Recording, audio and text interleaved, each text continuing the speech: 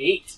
All right, today's topic, according to the random table of topics, is how do you manage enemy and NPC hit points? Yes.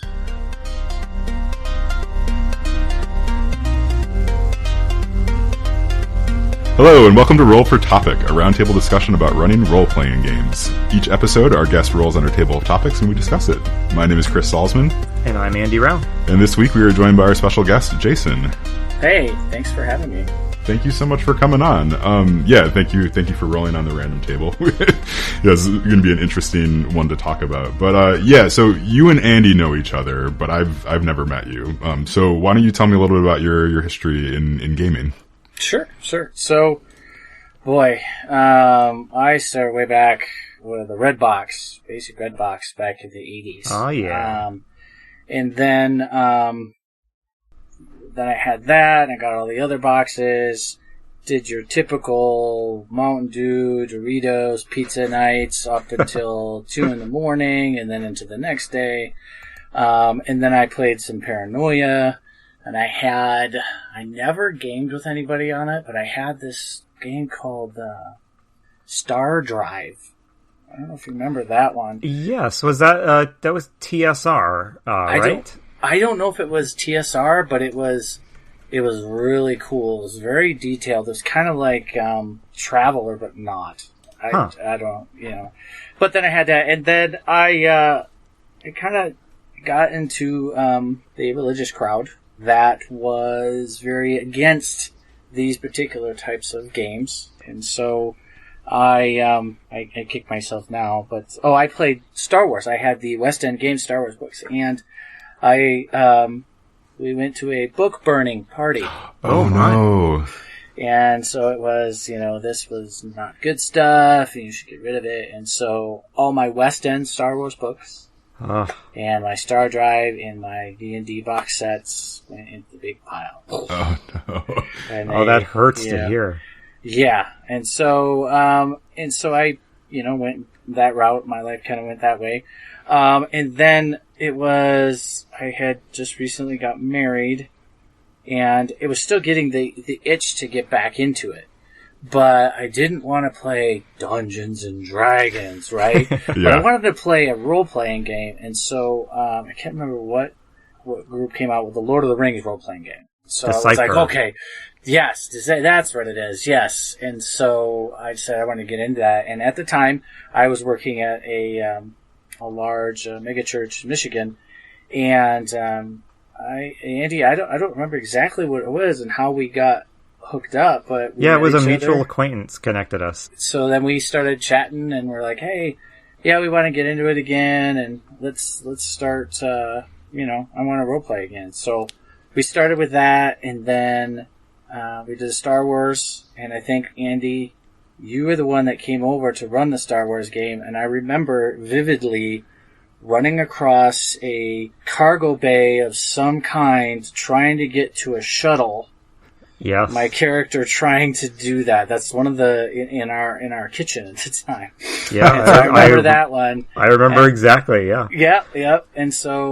And then it was Lord of the Rings, and then just a little bit later after that, we were just like, you know what? I don't really care anymore. I'm gonna play D&D.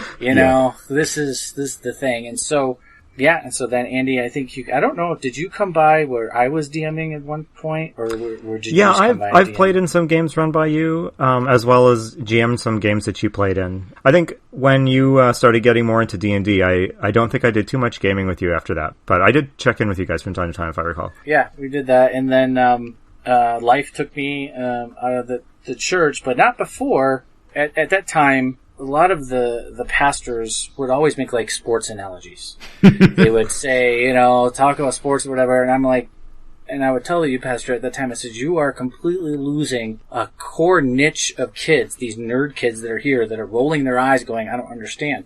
I said, so you need to give them something for their brains. And so I actually had started a gaming ministry at the church that to this day is still going on. Oh my goodness. You know that, Andy? Yeah, so at Res Life over there, they still have, and they play Pathfinder. And then they play another game that one of the other kids they made up.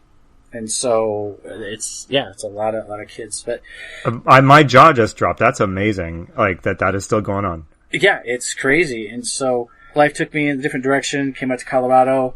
I started a group, and through some different circumstances and whatnot, we landed on this group that we've had that's going over 2 years now. Hey, that's great.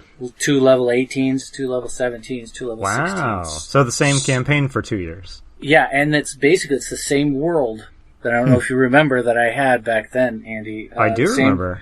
The same world that I'd had before, and that world has exploded with so much rich history now. That's fantastic. There's a couple things that really jumped out from your own history, and I can relate to the D&D and religion thing. I grew up in a religious setting as well, and it wasn't quite to the book burning level, but there was a definite stigma against Dungeons & Dragons.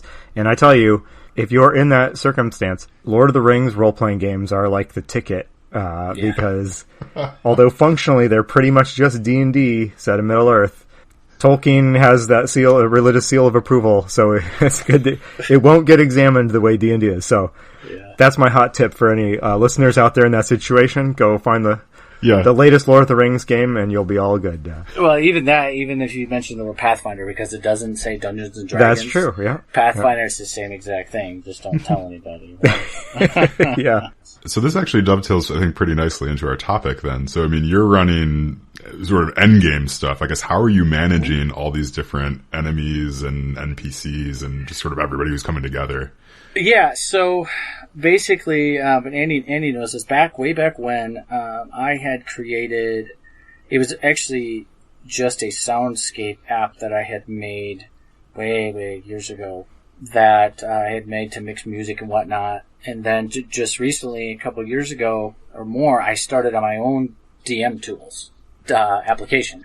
It started out basically as the soundscape mixing thing, kind of like Sirenscape, but in a browser, playing my own music that I have from every video game, all the sound effects and whatever. But then I morphed it into, my initiative tracker and whatnot, and then now I have my own monster editor. And so what I'll do is I have all the monsters from the monster manual in it, and I can take it and I can clone a monster, and then I just kind of tweak it there. As far as, like NPCs and hit points and whatnot, as far as encounter building, it kind of goes along the same thing, is because I know my characters, the players, I know what I have given them as far as magic items and what they have, because we're running more of a high magic campaign than the standard medium to low that 5e has. So I've modified those multipliers. So I've said, okay, and so I have my own calculator that I've made to basically plunk in their levels, and I'll say, okay, these are the monsters that I have. And so I've kind of almost got it down to a science in that way, but specifically for my group, where I can say, okay, it's this. But in general, because 5e is so flexible, you can really just go and you're like, hey, I want this. Okay, let me flip through. It's okay, CR18, they've got between this and this many hit points. Okay, I need a mob. Like just the other day, I had to, I needed a fire giant leader. And so I just took the fire giant, regular fire giant, said, okay, let's give him a few legendary actions, some other abilities. I think I took the immolation ability from whatever monster it was. And then I just looked at it and I went, it's so, I don't know, we probably all done this. I looked at it and said, 13 D12? Nah, I'll make this 16. Yeah. Yeah, that looks okay. Sure. But then as you get into it, as is a GM prerogative, you go, okay, this guy's going down way faster than I thought. Yeah. And you just go over there and you plunk in little numbers and you don't subtract when you needed to. Or you either give them some more, or you're like, okay, I'm going to kill my players if I continue with this. So I need a Deus Ex Machina of some kind. I'll throw this in here. I just want to butt in real quick because I think this is a good time that we should all confess. So, Andy, do you do this? Do you adjust hit points on the fly? Yeah, the way I adjust hit points is I do. Yeah. The way it most commonly happens is I just decide that a monster is low enough in hit points that I am going to knock it out or kill it or have it retreat. And it's mostly it's usually done when not usually to like save the players, but it's usually done in that to keep the combat moving, to clear it out, to bring it to a conclusion if it's starting to drag on. But yes. Yeah, I guess I've fudged die rolls and I fudged monster hit points, and I'm sitting here right now admitting it. Oh yeah, me too. I just wanted to make sure that I was in good company. Yeah, and I think it's a story based game. You know, I know there are a lot of people who love to play for the like hack and slash portion of it, or really get into the mechanics and want to min-max and are really, straight. They like the rules, go by the rules and whatnot. That's fine, but I always try to bring things around to the story. Well, we welcome you with open arms into the society of people that blatantly toss the rules under the bus for the sake of story. But hey, I would like to back us up a little bit and look at this topic that we rolled, so the topic we rolled was how you manage enemy hit points and stuff like that in combat. I would like to expand this a little bit to say, what do you track, and how do you track all just the details and the numbers of a combat and all the stuff that's going on? Because depending on what game you're using, this can be just a couple of simple numbers per side, or it can be a dozen or more different things you've got to keep track of. So, Chris, let's start with you. What do you track? And I know you're playing a D&D campaign, so you can answer me with D&D answers if you want. What sort of stuff do you track in combat? Yeah, aside from positioning, which is becoming more important, at least in my campaign, my players have recently told me that they want to use minis, so we're doing that, which is a change for me. It's a natural progression. Yes, yeah, and they've all gotten very cool minis and stuff, and I think they're excited about painting them and things, so that's fantastic.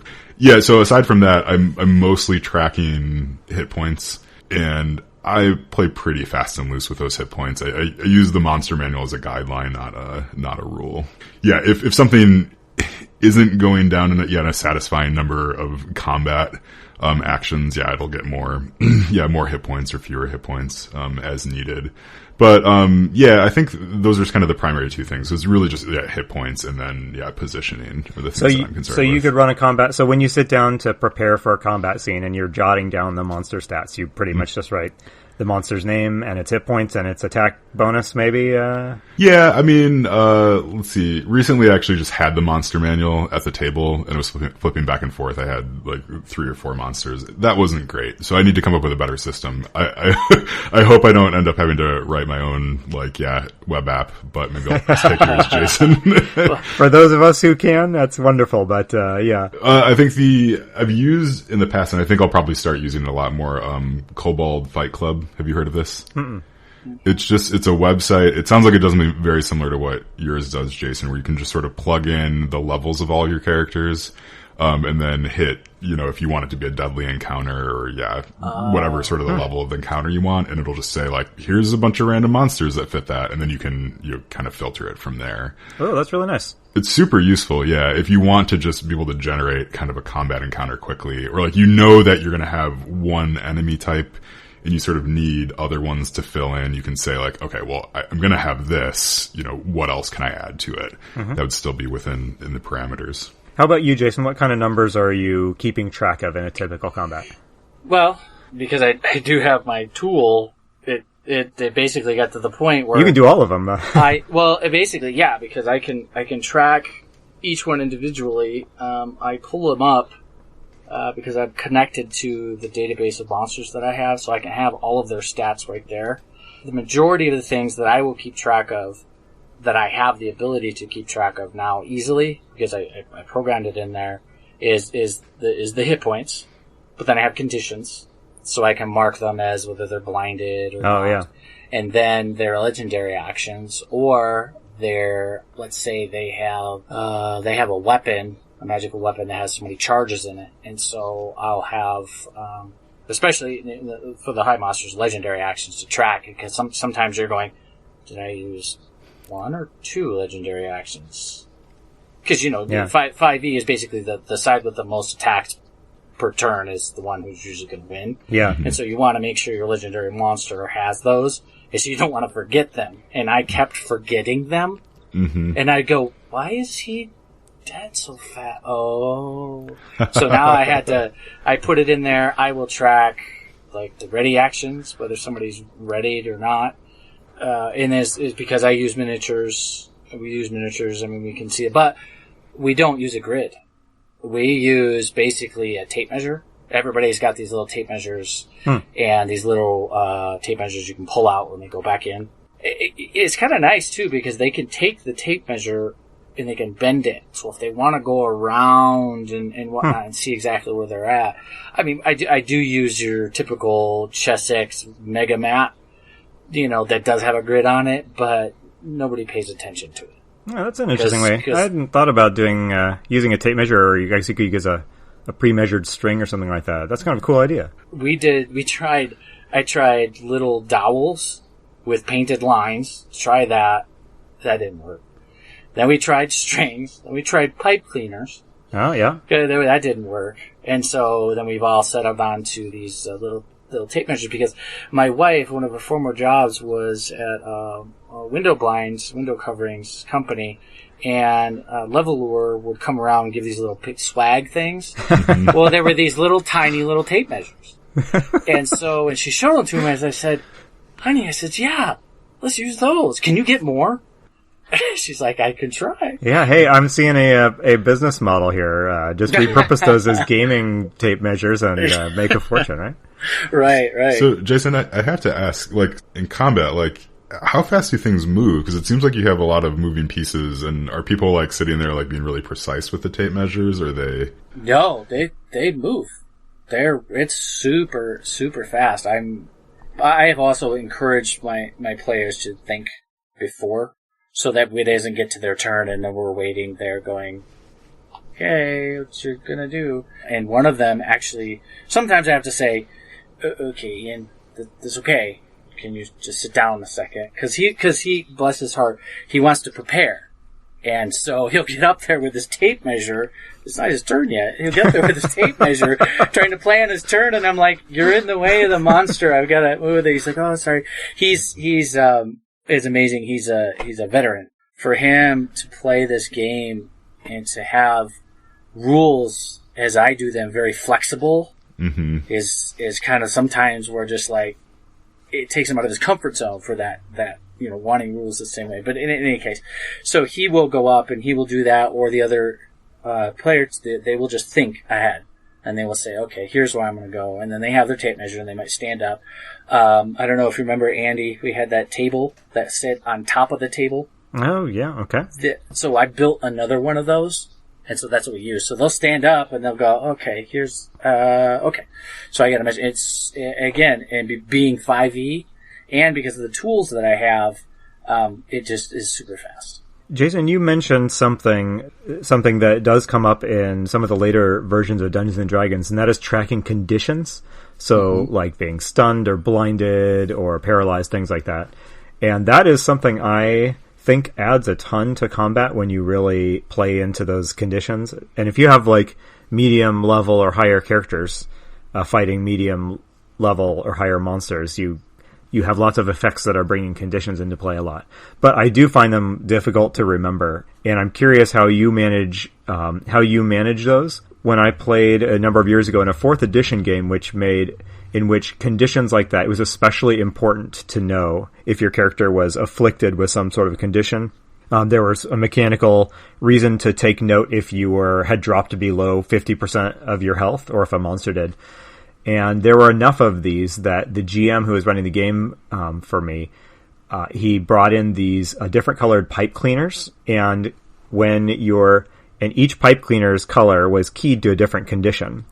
And so if you dropped below 50% of your hit points and the game considered you bloodied, for instance, he would wrap a red pipe cleaner around the base of your miniature. And each color had a different meaning. And after a couple of sessions, we got to know what those were, and I don't know, it was kind of a fun and visual way to keep track of something that otherwise is just like, oh, hey, remember, you have a -2 on attacks until the next turn. Yeah, what I did is I stole quite a few things, but I stole things from Critical Role, from Matt Mercer, where he would take and throw little 20-ounce bottle, those little rings that are at the top of your 20-ounce cans. And so I got a bunch of those different types of colors. So there's ones like on like water bottles. They're clear. Oh, yeah. So I popped all of those off. So those are clear. So usually I will use that and just hang it on their mini to say, That's okay, you're smart. invisible. There's one where the bard, she likes to put Crown of Madness on some of the enemies. God, I hate that thing. And so I'll put like a black one on that. And so I just have a bunch of them in an organized little tray, color-coded. Now, I don't have one that says, okay, red is blinded, this is that. It's more of a, hey, I need a visual indicator that something's up with this thing. My players are good at tracking their own condition where they're at. But again, I can throw something on a monster and say this one's blinded, but then with my tool I can also mark and show that it's blinded, and then I can look at the condition and see what is the pluses or minuses. Yeah, that's a good way to handle it. Yeah, Andy, what do you do? Yeah, I think I'm in a similar boat as you. So I write, before every combat encounter, I write an index cards out for each type of monster in an encounter. And I'll put down hit points, attack bonus and damage, and then I would usually jot down its like any spell resistance related information along with any spells or special abilities it has, and then I guess saving throws that are relevant. So then it's all in the index card. Practically speaking, really, it's mostly just hit points and attack stuff, unless magic powers are a key part of its identity, I guess. So similar to you, I think. I have invested in a couple of tools that help. At some point, I bought like a magnetic combat tracker. I think the one I got is published by the Pathfinder company, but there's a lot of versions of it out there that has, spaces where you can record some of the key combat numbers and a erasable mark, like a dry erase marker. And then I also recently bought a pack of cards that have the conditions on them for the Pathfinder system, because this is when I was running Pathfinder. And then if a player had some sort of a mechanical effect on them that they would have to keep in mind, I would hand them the card that says, hey, you are paralyzed, you are, at -2, for the next couple turns. And yeah, I'm not keeping track of too much stuff, but even keeping track of that much stuff is hard. So I do like to have things like those visual aids you guys have been describing are really neat ideas, I think. And like a card that I can give someone so I don't have to worry about remembering their bonuses and penalties, that sort of thing. Yeah, this is really fascinating. So I'm running a Blades in the Dark game that Andy's playing in too. But Blades in the Dark abstracts a lot of this stuff into what it calls clocks. So you sort of just draw a circle. You give yourself some hash marks on that circle and sort of just fill it in as stuff is happening. If you were to take this into D&D, like a goblin would have a clock that has 2 sections that you need to fill in, whereas, a legendary monster might have 20 or something like that. Yeah. But yeah, then as you're sort of doing things in combat, you're just ticking off these sections of the clock. So for the GM, at least, you have this very visual representation of what's happening with each monster or each sort of scenario, because you can assign these clocks to other stuff in the game. But yeah, it's very interesting going from D&D, where you have sort of lots of stats and stuff to be tracking, to Blades in the Dark, where it's really just like, yeah, kind of just a series of like hash marks. Yeah, obviously there's some systems where there's relatively little to worry about in combat, where it's not really much different than any other die roll or skill test or skill challenge. Yeah, so what else have you guys come up with that helps you keep track of things? I guess, Jason, obviously you use software that you've developed, and that is enormously impressive, I have to say. But that is beyond my ability. But Chris, have you ever been tempted to use one of the various combat tracking softwares out there to help you? Not really, mostly because I sort of play these games to get away from technology a little bit. Yeah, it's like the one time I don't have a computer in front of me. Yeah, so I don't have too much interest in that, although I should say that Blades game that we're running, we're doing it online, so we're using Roll20 for it. So this is my first kind of foray into using that for an ongoing campaign, and there's all sorts of neat and fascinating things in there that I don't know if I'll ever use, but there's some stuff that's great, like everybody's character sheet is just there, and no one's going to lose it, and no one has to remember to bring it because it's just in the system. So you log in and it's there. And then there's some nice things, like you can roll kind of any combination of dice that you want in the system without actually having to have them physically there. So that's all pretty cool. But yeah, as far as my D&D games are concerned, I like to try to keep it as analog as possible.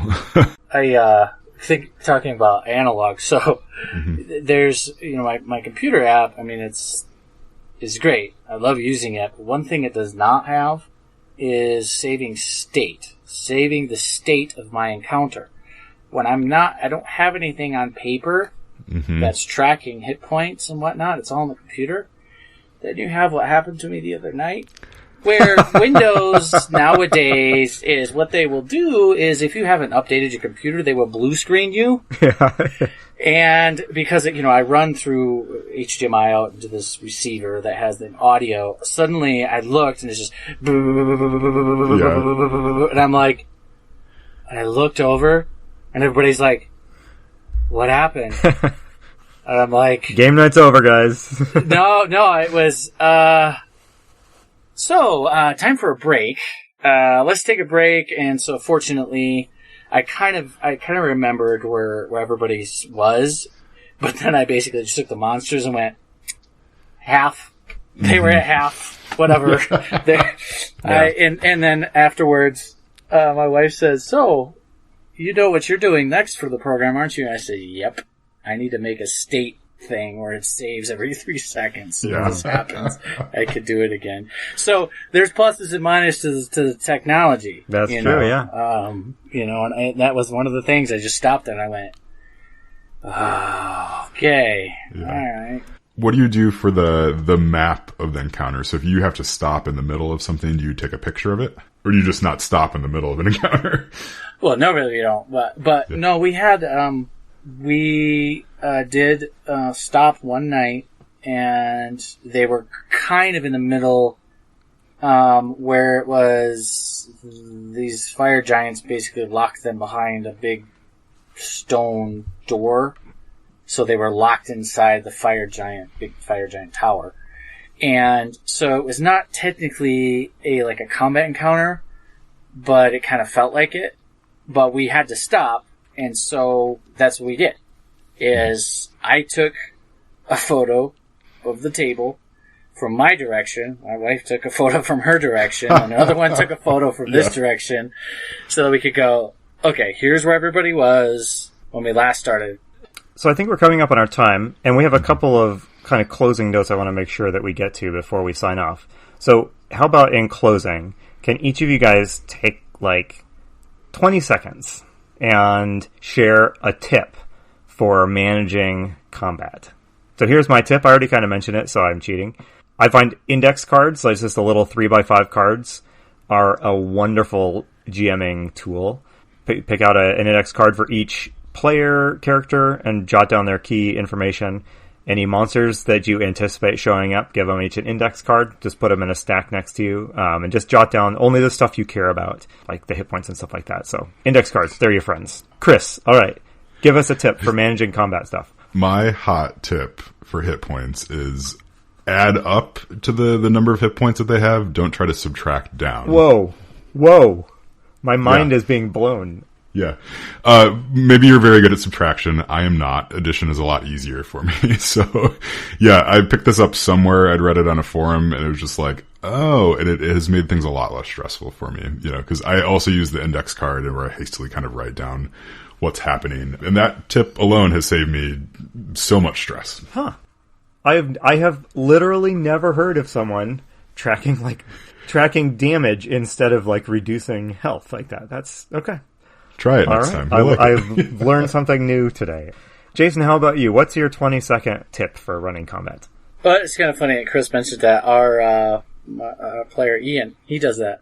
Andy, before I did my tool, that's what I was doing, is basically 3x5 cards. I will say the times where I've had it where my tool hasn't had a monster in it, and I went, I forgot to add this one. Sometimes it's just like sticky notes in the monster manual. So before the combat, before the night, just kind of throw them in there at, okay, here's the monsters that might be here.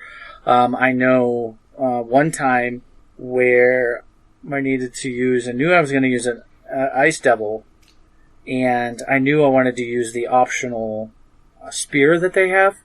And so I actually put on the page with a sticky note a big arrow that says use this, and right into the little subtext, so that I knew I had a visual representation of going, okay, this monster, I'm going to have this, okay, I wanted to use that. Yeah. So use little visual cues is what you're visual cues, yeah, that's yes. Great. What I've learned here is that my amazing tip, apparently every GM in the world knows about this and already does it. So thanks a lot, guys.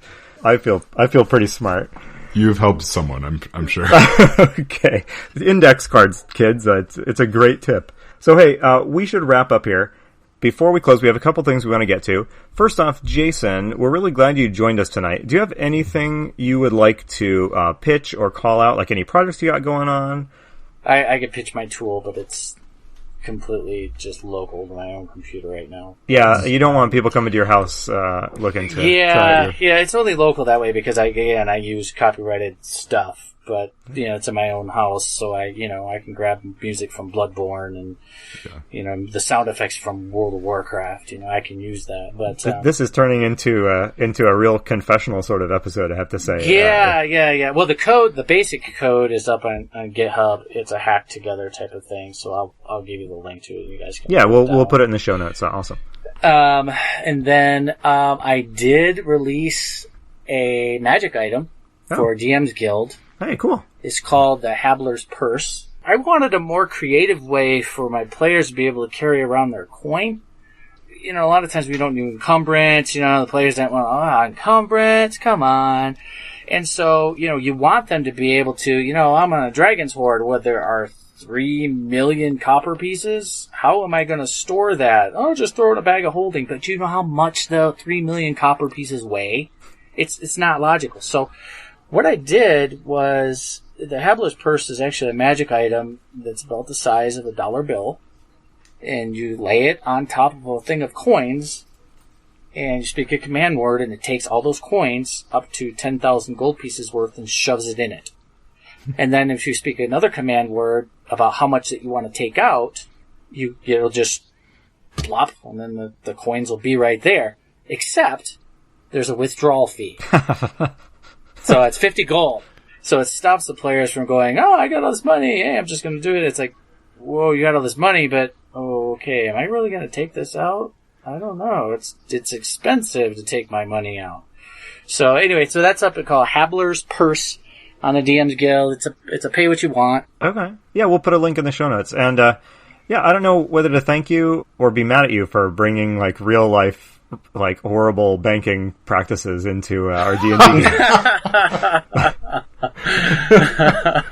That sounds awesome. So, hey, one thing we wanted to be sure to do before we closed out today is just to thank everybody who has been listening to us. We know, because some of you guys tweet at us or you email us or send us messages, that there are people out there that are listening, and we really appreciate your listening and your feedback when you choose to give it to us. So I know Chris and I have both appreciated the feedback that we've gotten.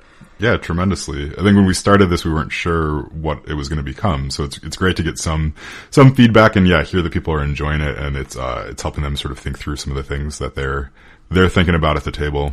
One other thing, Jason, before we say goodbye, we have to replace the topic on the table. So we've talked about how do you manage enemy and NPC hit points, and now that's got to get replaced with a new topic. If you have something that you want to place on the table for some other sucker to have to roll and talk about, we would love to add that. Theater of the mind versus tactical like using minis or Yeah. and do you use gridded or non-gridded combat? So however you would phrase that as far as that particular topic. I think that's a fantastic topic. Yeah, that's a deep one too. There's a ton to talk about there. Okay, we'll get that added up on the table of topics. Well, thank you, Jason, so much for joining us. Yes, thank you. I've been Chris Salzman. I've been Andy Rao. And remember, if your players are having fun, you're a great GM.